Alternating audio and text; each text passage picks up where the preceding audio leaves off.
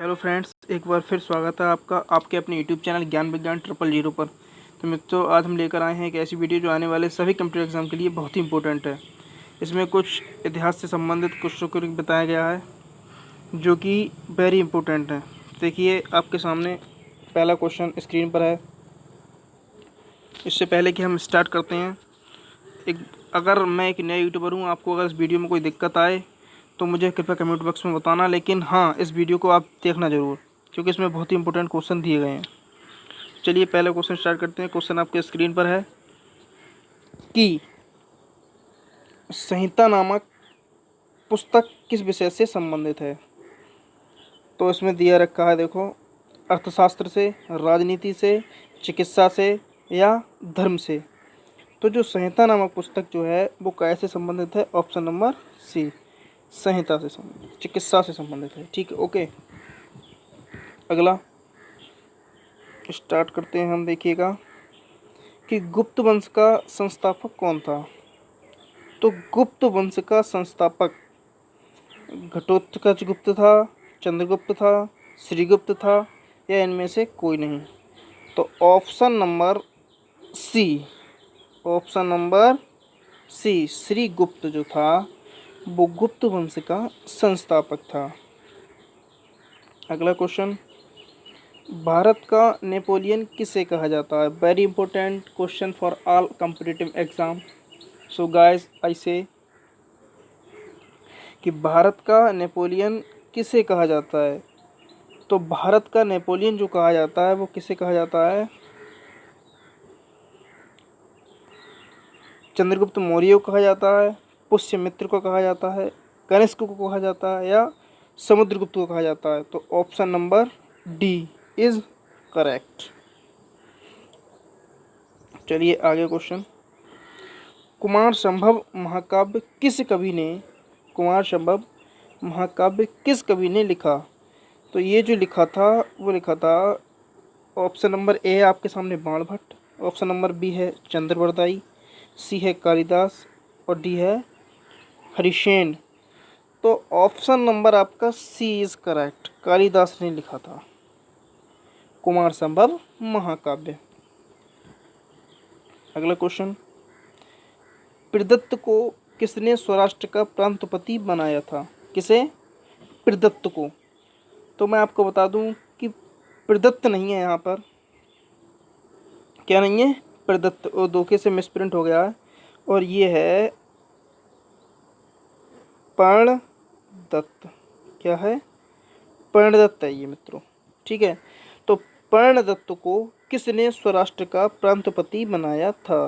चंद्रगुप्त मौर्य को, रुद्रदामन को या चंद्रगुप्त द्वितीय को या स्कंदगुप्त को? तो पर्णदत्त ने स्कंदगुप्त को, किसको? स्कंदगुप्त को। और मैं आपको बता दूं ये धा नहीं है, ये क्या है? दा है, स्कंदगुप्त है।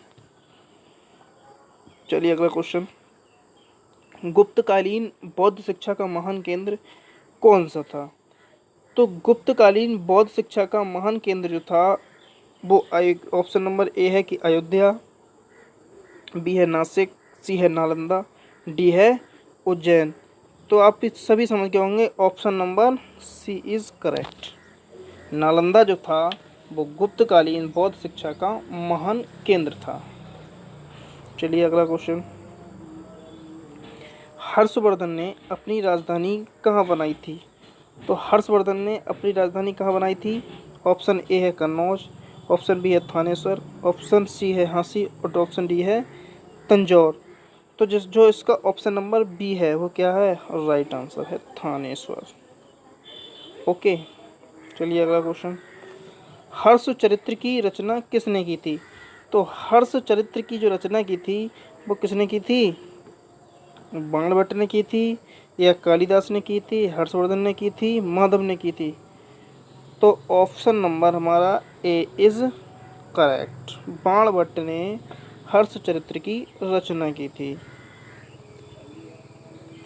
निम्न में से कौन सी रचना हर्ष द्वारा रचित नहीं है? अब वो रचनाएं देखो कौन कौन सी हैं। रत्नावली, नामानंद, रत्नावली, नामानंद। अब ये मैं बता दूं आपको, नागानंद जो है या हर्षचरित और प्रियदर्शिका। तो ये जो दिखा रही है आपको हर्षचरित, ये हर्षचरित जो है वो हर्ष द्वारा रचित नहीं है। लेकिन अक्सर क्या होता है, आने सभी एग्ज़ामों में ये क्वेश्चन जब आ जाता है तो अक्सर स्टूडेंट जो है वो इसी पर कंफ्यूज होते हैं कि भाई हर्ष की रचना नहीं है और उसमें लिखा है हर्षचरित। तो मैंने देखा है, बता देते हैं कभी कभी कि हर्षचरित पर टिक कर दिया। तो मैं आपको बता दूं कि ऑप्शन नंबर सी जो है वो इस करेक्ट आंसर है। ये हर्षचरित जो है वो किसकी रचना नहीं है, हर्ष की नहीं है। हर्षवर्धन के शासनकाल में किस चीनी यात्री ने भारत की यात्रा की थी? तो हर्षवर्धन के शासनकाल में किसने की थी? फायान ने, हेनसांग ने, इतिहासी ने, किसने की थी भाई? ये की थी फायान ने की थी। ऑप्शन ए है फायान, ऑप्शन बी है हेनसांग और ऑप्शन सी है इतिसिंग। तो मैं आपको बता दूं कि option number B is correct answer. Hiuen Tsang ने हर्षवर्धन के शासनकाल में चीनी यात्री जो था उसने भारत की यात्रा की थी। ये हेनसांग कौन सा था? चीनी यात्री था। ऑप्शन नंबर 11 तारा सॉरी अब तक लास्ट का था। ऑप्शन नंबर 11 प्रश्न है कि हर्ष के सोने के सिक्के के पृष्ठभाग पर किसका अंकन है? हर्ष के सोने के सिक्के के पृष्ठभाग पर किसका अंकन है? तो वो है option number C is correct answer, Shiv और पार्वती। ये आपको याद होना चाहिए। प्रियदर्शिका नागानंद रत्नावली नाटक की रचना किसने की थी? तो प्रियदर्शिका नागानंद और रत्नावली जो नाटक थे उनकी रचना किसने की थी? आदित्यवर्धन या प्रभाकर वर्धन या हर्षवर्धन या बाणभट्ट। तो option number C is correct answer, Harshvardhan. अगला क्वेश्चन, हर्ष ने किस विश्वविद्यालय को विशेष संरक्षण प्रदान किया? तो हर्ष ने जो ऑप्शन नंबर ए है इसमें तक्षशिला, बी है विक्रमशिला, सी है नालंदा और डी है मगध। तो ऑप्शन नंबर इसका जो सी है वो नालंदा है, ये राइट आंसर है। हर्ष और पुलकेशिन के बीच युद्ध किस स्थान पर हुआ था?